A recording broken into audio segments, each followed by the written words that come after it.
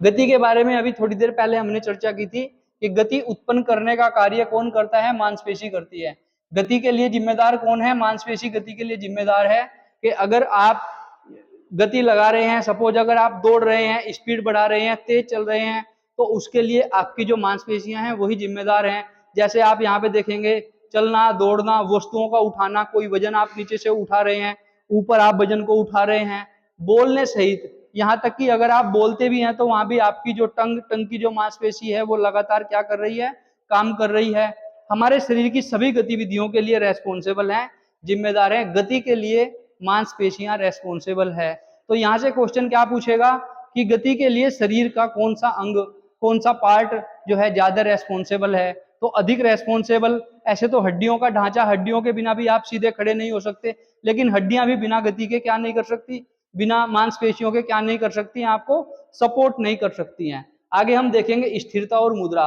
स्थिरता का मतलब ये, जैसे कि चित्र में आप देख रहे हैं, संतुलन से दिखा है, बैलेंस। बैलेंस के बारे में बात करते हैं तो आपका स्थिर खड़ा होना, चलना, तो ये सारी की सारी मुद्राएं जो है, पोस्चर को बनाने का कार्य भी कौन करती है, आपकी मांसपेशी करती है। पोस्चर को बनाने का कार्य भी कौन करती है, आपकी मांसपेशी करती है। आपकी मांसपेशियां जितनी ज्यादा स्ट्रोंग होती हैं उतनी ही आपका जो पोस्चर है वो अच्छा नजर आता है।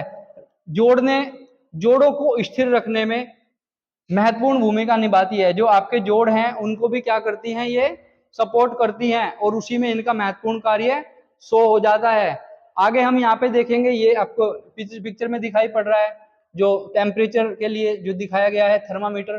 तो यहाँ आप देख सकते हैं कि तापमान का नियंत्रण करने में भी मांसपेशियां कार्य करती हैं। यानी अगर आपकी मांसपेशियां गर्म हो रही हैं तो आपको गर्मी फील होगी, और मांसपेशियां ठंडी हो रही हैं तो आपको सर्दी फील हो जाएगी। तो मांसपेशियों के संकुचन से, जैसे ही आपकी मांसपेशियां क्या करती है, संकुचन करती है, तो आपके अंदर क्या होता है, ऊष्मा उत्पन्न हो जाती है। जैसे आपने देखा है सर्दी के समय में जो लोग ज्यादा वर्कआउट करते हैं तो उनको सर्दी नहीं लगती है। कारण क्या होता है कि बॉडी के अंदर हीट जनरेट हो रही है, ऊष्मा उत्पन्न होती जा रही है, जो शरीर के तापमान को बनाए रखती है। तो अब उनको सर्दी नहीं लग रही है, तो यानी उनका जो बैलेंस है किसका, टेम्परेचर का, वो कौन बना रही है, मसल्स बना रही हैं। अगर आप संकुचन एक्सरसाइज करना बंद कर देंगे, रेस्टिंग मोड में होंगे, तो आपको ज्यादा सर्दी लगेगी। क्यों? क्योंकि संकुचन आपने क्या कर दिया है, बंद कर दिया है। तो ये इसके लिए क्या होती है, हेल्पफुल होती है। नेक्स्ट,